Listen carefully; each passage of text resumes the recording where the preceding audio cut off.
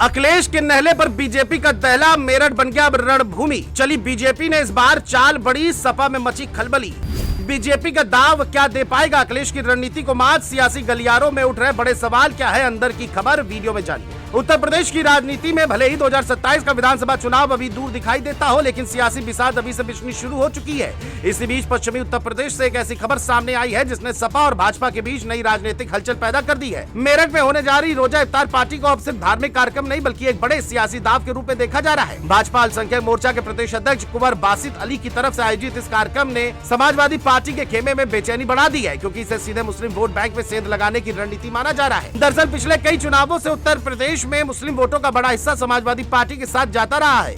2022 के विधानसभा चुनाव और 2024 के लोकसभा चुनाव में भी यही तस्वीर सामने आई थी, जब मुस्लिम मतदाताओं का बड़ा प्रतिशत सपा और विपक्षी गठबंधन के साथ खड़ा नजर आया। राजनीतिक जानकारों का मानना है कि लोकसभा चुनाव जो हुआ था उसमें 80% मुस्लिम वोट विपक्ष को गया था, जो कि भाजपा की सीटें घटकर 33 हो गई थी। अब इस समीकरण को बदलने के लिए भाजपा अपनी नई रणनीति अपना रहा है। मेरठ में रोजा अफ्तार जो देखने के लिए मिला, ये उसी रणनीति का हिस्सा है, जिसको देखा जा रहा है कि सपा की जो मजबूत वोट बैंकिंग है उस पर सीधे नजर भाजपा की है।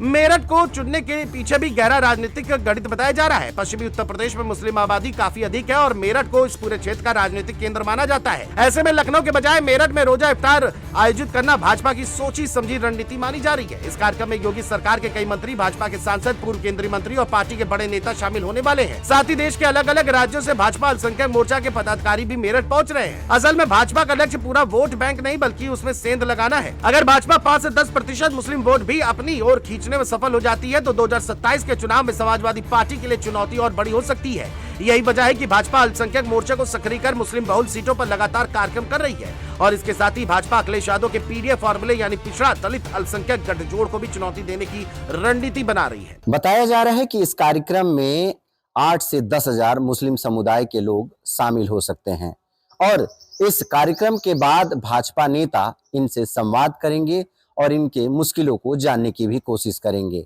ऐसे में ये माना जा रहा है कि भले ही 2027 चुनाव दूर है, लेकिन अभी से इसकी समीकरण और राजनीति एक तरह से भाजपा अपनी चालें चलना शुरू कर दिया है।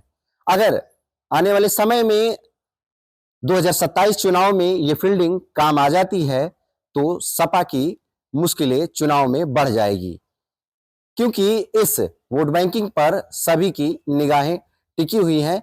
किस तरह से मुस्लिम वोट किसके पाले में जाने वाला है और किस तरह से समीकरण, कौन सी राजनीति, कौन सी पार्टी अपने समय रहते बनाकर अपने पाले में मुस्लिम वोट को शामिल करती है, यह देखने वाली बात होगी।